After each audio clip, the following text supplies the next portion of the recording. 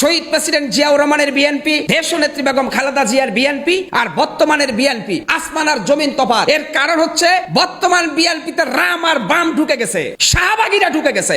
বর্তমান বিএনপির স্থায়ী কমিটির নেতারা শাহবাগীদের ভাষায় কথা বলে, আওয়ামী লীগের ভাষায় কথা বলে। এটা অত্যন্ত দুঃখজনক এই জাতির জন্য। কিন্তু আপনি জানেন, বিএনপির স্থায়ী কমিটির এক বড় নেতা বলেছিলেন, আমরা শরিয়া আইনে বিশ্বাসী না। মস্ত বড় নেতা। আমি বলতে চাই, আপনি কি সমকামিতায় বিশ্বাসী?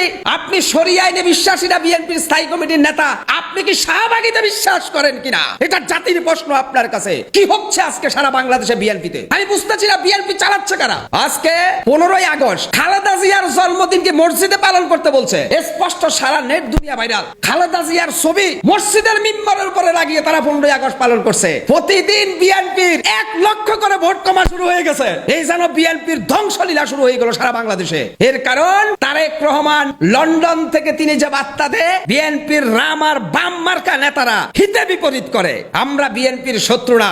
শহীদ প্রেসিডেন্ট জিয়াউর রহমান ছিলেন ডাইনপন্থী, দেশনেত্রী বেগম খালেদা জিয়া ছিলেন ডাইনপন্থী। বর্তমান বিএনপির স্থায়ী কমিটির বেশিরভাগ নেতা বামপন্থী। এই বামের বাচ্চারা আওয়ামী লীগকে ধ্বংস করছে। এই বামের বাচ্চারা বিএনপিতে ঢুকছে বিএনপিকে ধ্বংস করার জন্য।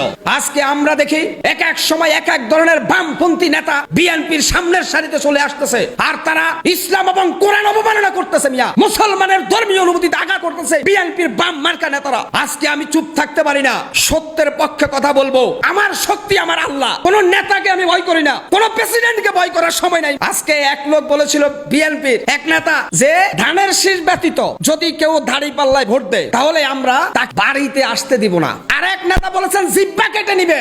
আরে ভাই, এ তো সন্ত্রাসের ভাষায় কথা বলা শুরু করছে। সমগ্র বাংলার মানুষ দেখছে কে বলছে এই কথাটা। আর এক নেতা বলছিলেন শহীদ জিয়াউর রহমানের নাম দিলে নাকি ওযু করা লাগবে। এরা যত বেশি এগুলা বলবে, ততই প্রতিদিন বিএনপির ভোট ব্যাংক ধ্বংস হতে থাকবে। বাংলাদেশের সুস্থ মস্তিষ্ক লোকেরা একটা জিনিস চিন্তা করছে যে বিএনপিকে ভোট দেওয়ার আওয়ামী লীগকে ভোট দেওয়ার মধ্যে কোনো ব্যবধান নাই। 5 তারিখের আগের আওয়ামী লীগের চরিত্র বিএনপির ভিতরে ফিরে এসেছে। আজকে সাদাবাজি, টেন্ডারবাজি, বখাটে, কিশোর গ্যাং, টোকাই সব বন্যার পানির মতো বিএনপির ভিতরে ঢুকছে। শহীদ জিয়ার আদর্শে গড়া বিএনপিকে তারা সর্বহারা পার্টির মতো ধ্বংস করে দিচ্ছে। তারেক রহমান আর লন্ডন থেকে বার্তা দিয়েন না। তারেক রহমান বাংলার মাটিতে এসে আপনি বিএনপিকে সাজান, আর না হলে আপনিও শেষ, বিএনপিও শেষ হয়ে যাবে। আজকে জেগেছে জনতা, জেগেছে দেশ। আগামীতে বাংলাদেশের জনগণ ভোট দিবে যারা জনগণের জানমালের নিরাপত্তা দিবে তাদেরকে।